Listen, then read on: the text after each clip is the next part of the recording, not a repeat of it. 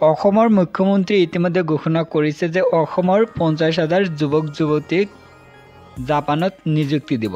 এই নিযুক্তি পাবলৈ কি প্ৰচেছ ফলো কৰিব লাগিব এই ভিডিঅ'ৰ জৰিয়তে জনাই দিয়া হ'ব। প্ৰথম হ'ব 9 মাহৰ এটা ট্ৰেইনিং হ'ব। ট্ৰেইনিংটো হ'ব জাপানী লেংগুৱেজৰ ওপৰত। এই লেংগুৱেজৰ ওপৰত ট্ৰেইনিং দিবলৈ জাপানৰ পৰা 20 গৰাকী প্ৰফেছৰ আহিব, আহি ট্ৰেইনিং দিব। তাৰ পিছত কি হ'ব?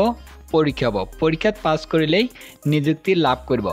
আৰু ইয়াতে উল্লেখ কৰিছে যিসকলে 9 মাহৰ ট্ৰেইনিং সম্পূৰ্ণ কৰিব তাৰ পিছত কৈছে যে তেওঁলোকৰ প্ৰতিজনে অতি কমেও 50,000 টকা দৰমহা লাভ কৰিব বুলি উল্লেখ কৰিছে। আৰু যদি কোনোবাই কেণ্ডিডেট মানে ট্ৰেইনিং সম্পূৰ্ণ কৰিছে তাৰ পিছত যদি পাছ কৰিছে, যদি জাপানলৈ যাব নিবিচাৰে, চাকৰি কৰিবলৈ যাব নিবিচাৰে, তেন্তে কি হ'ব? ভাৰতত থকা জাপানৰ প্ৰতিষ্ঠানত কাম কৰাৰ সুযোগ পাব বুলি উল্লেখ কৰিছে। আৰু যিসকলে নাৰ্ছিং কোৰ্স কৰি আছে সিহঁতক গুড নিউজ দিব বিচাৰিছোঁ যে অসমত মানে বিএছচি নাৰ্ছিং কলেজত ইংলিছ স্পোকিং ইংলিছৰ মানে কোৰ্স এড কৰিব। তাৰ পিছত ইঞ্জিনিয়াৰিং কলেজত জাপানী লেংগুৱেজৰ সুবিধা দিব যাতে জাপানী লেংগুৱেজ শিকিব পাৰে।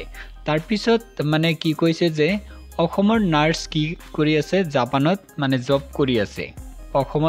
অসমৰ যিখন মেডিকেল কলেজ আছে সেই মেডিকেল কলেজৰ পৰা চাকৰি মানে এৰি দিছে। তাৰ পিছত কি হৈছে? জাপানত গৈছে, জাপানত যাই মানে জব কৰি আছে, তাতে স্যালাৰি বেছি হয়। যেতিয়াই এই 9 মাহৰ ট্ৰেইনিঙৰ ফৰ্ম আহিব আপোনালোকক জনাই দিয়া হ'ব। আপোনালোকে চেনেলটো ছাবস্ক্ৰাইব কৰি ৰাখক। যেতিয়াই মানে ফৰ্ম আহিব ভিডিঅ'ৰ জৰিয়তে জনাই দিয়া হ'ব। এইখিনি আপডেট আহিছে জনাই দিছোঁ, আৰু যেতিয়াই ফৰ্ম আহিব জনাই দিয়া হ'ব।